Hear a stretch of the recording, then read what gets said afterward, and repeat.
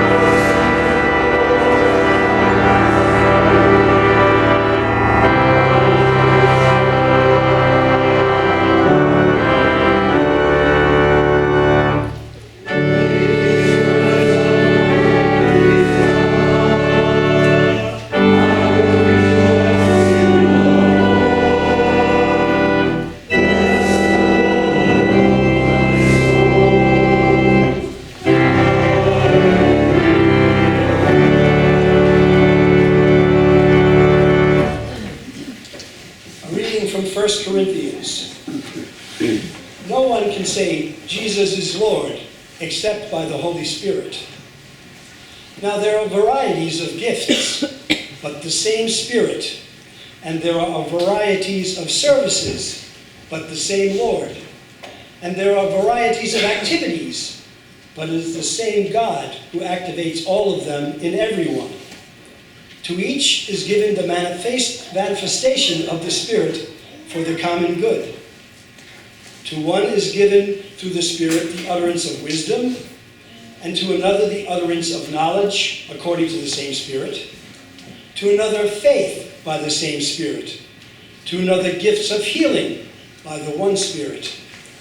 To another the working of miracles. To another prophecy. To another the discernment of spirits. To another various kinds of tongues. To another the interpretation of tongues. All of these are activated by one and the same Spirit, who allots to each one individually just as the Spirit chooses. For just as the body is one and has many members, and all the members of the body, though many, are one body, so it is with Christ.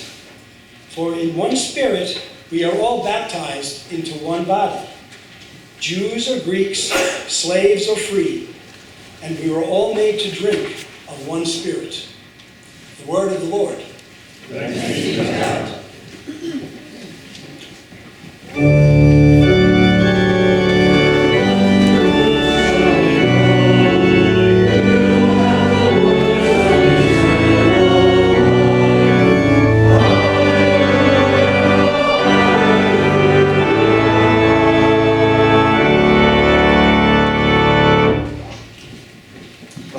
According to St. John.